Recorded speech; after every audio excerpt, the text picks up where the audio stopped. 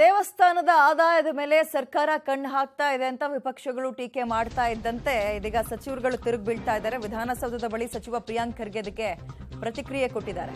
ಯಾವುದೇ ಕಾಯ್ದೆ ಇದ್ರೂ ವಿಧಾನಸಭೆಯಲ್ಲೇ ಅದು ತೀರ್ಮಾನ ಆಗೋದು. ನೆನ್ನೆ ತೀರ್ಮಾನ ಆಯ್ತಲ್ಲ, ನೀವು ಆಗ ಯಾಕೆ ವಿರೋಧ ಮಾಡಲಿಲ್ಲ? ಕಡಲೆಪುರಿ ತಿನ್ಕೊಂಡು ಕೂತಿದ್ರಾ ಅಂತ ಪ್ರಶ್ನೆ ಮಾಡೋದ್ರ ಮುಖಾಂತರ ಅಂಜನಾದ್ರಿ ಬೆಟ್ಟಕ್ಕೆ 100 ಕೋಟಿ ಅನುದಾನ ಕೊಡ್ತಾ ಇದ್ದೀವಿ. ಹನುಮಧ್ವಜದ ಬಗ್ಗೆ ಇವ್ರು ಮಾತಾಡ್ತಾರೆ. ಅಂಜನಾದ್ರಿ ಬೆಟ್ಟಕ್ಕೆ 100 ಕೋಟಿ ಅನುದಾನ ಕೊಡ್ತಾ ಇದೀವಿ ನಾವು, ಇಂಪ್ರೂವ್ಮೆಂಟ್ ಆಗ್ಲಿ ಅಲ್ಲಿ ಅಂತ.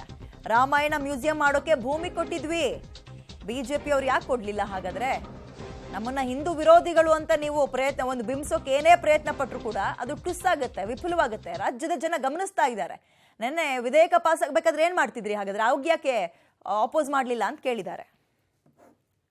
ನೋಡಿ, ಯಾವುದೇ ಆ್ಯಕ್ಟ್ ಇದ್ರೂ ಕೂಡ ಒಳಗಡೆ ತಾನೇ ವಿಧಾನಸೌಧದಲ್ಲಿ ತಾನೇ ತೀರ್ಮಾನ ಆಗೋದು. ನಿನ್ನೆ ಅಷ್ಟೊಂದು ಪ್ರಾಧಿಕಾರಗಳನ್ನು ರಚನೆ ಮಾಡಿದ್ವಿ, ಎಂಡೌಮೆಂಟ್ ಆ್ಯಕ್ಟನ್ನು ನಾವು ತಂದಿದ್ವಿ. ಅವಾಗ ಇವ್ರೇನು ಕಡಲೆಪುರಿ ತಿಂತಾ ಇದ್ರಾ?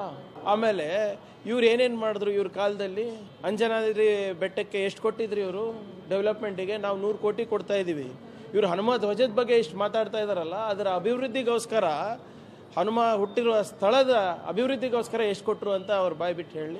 ತಮ್ಮ ಗಮನಕ್ಕೆ ನಾನು ಸಮಾಜ ಕಲ್ಯಾಣ ಸಚಿವನಿದ್ದಾಗ ಯಲಂಕಾದ ಹತ್ರ 6-7 ಏಕರನ್ನು ನಾನು ಐಡೆಂಟಿಫೈ ಮಾಡಿಬಿಟ್ಟು ಅಲ್ಲಿ ರಾಮಾಯಣ ಮ್ಯೂಸಿಯಂ ಆಗಬೇಕು, ಮಹರ್ಷಿ ವಾಲ್ಮೀಕಿಯವರ ಮ್ಯೂಸಿಯಂ ಆಗಬೇಕು ಅಂದ್ಬಿಟ್ಟು ನಾನು ಲ್ಯಾಂಡ್ ನೋಡಿ ಅದಕ್ಕೆ ನಾನು ದುಡ್ಡು ಕೂಡ ಬಿಡುಗಡೆ ಮಾಡಿದ್ದೆ.